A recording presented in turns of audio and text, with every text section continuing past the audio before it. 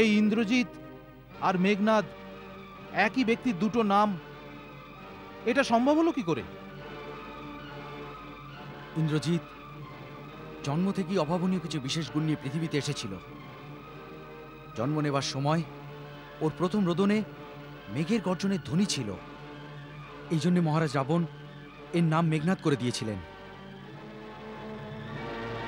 বাল্যকাল থেকেই ওর আসরিক শক্তি ছিল। কিশোর অবস্থায় পৌঁছতে পৌঁছতে মেঘনাদ আপন কুলদেবী নিকুম্ভিলার মন্দিরে দৈত্যদের কুলগুরু শুক্রাচার্যের থেকে দীক্ষা নিয়ে অনেক সিদ্ধিপ্রাপ্ত হয়েছিলেন, যার কথা মহারাজ রাবণ অকস্মাৎ জানতে পারেন। রিং ক্রিং চামুণ্ডায় বিচ্ছে নমঃ।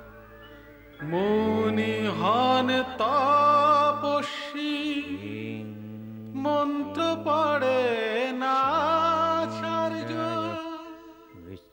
সাধক পাবেন সিদ্ধি আর সিদ্ধ হবে সব কার্য। নমঃ।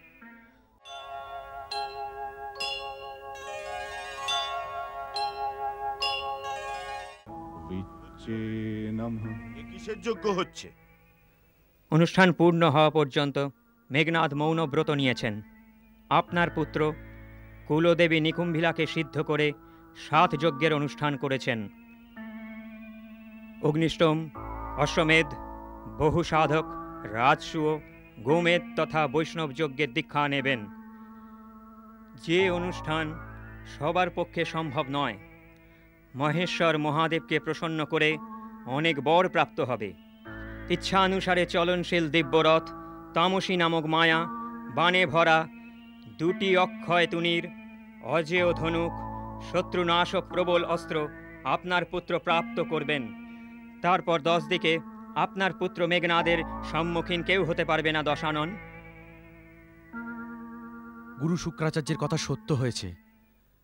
মেঘনাদ সমস্ত শক্তি প্রাপ্ত করে নিয়েছেন। এর সমান আপন সিদ্ধিতে মদমত্ত অন্য কোনো মহাবট্ট যোদ্ধা পৃথিবীতে নেই।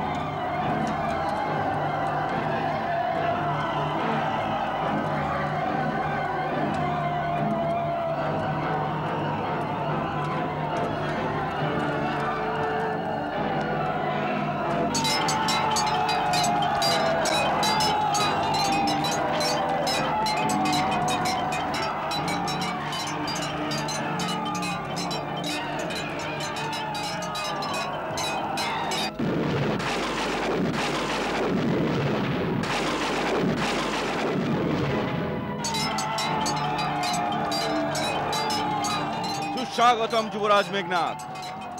সুগ্রীব রণক্ষেত্রে আপনাকে স্বাগত জানাতে সবার আগে চলে এসেছে। সুগ্রীব, মেঘনাদের সামনে এসে কেন নিজের মৃত্যুকে ডেকে আনছো? কোথায় রাম আর ছোট ভাই লক্ষণ? ওদের সামনে আসতে বলো। আজ রণক্ষেত্রে ওদের জম এসেছে। শ্রীরাম প্রভু দর্শনের জন্য বড় উতলা হয়ে উঠেছ। প্রভু অবধি পৌঁছানোর আগে সেবককে তো সেবা করার সুযোগ দাও মেঘনাদ।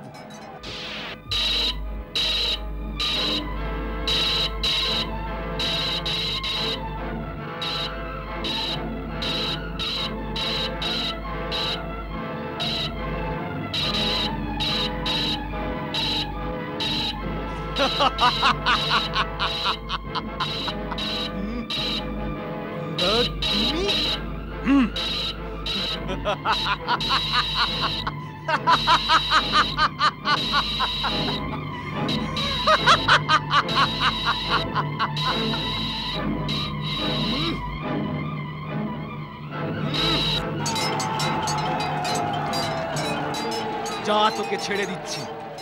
আজকে আমার লক্ষ্য তুই না, আজকে সবার প্রথমে আমার ভাই অতিকায়ের হত্যাকারী লক্ষণকে যমলোকে পাঠাতে এসেছি। কোথায় লক্ষণ? ওকে বলো ইন্দ্রজিৎ আহ্বান করছে।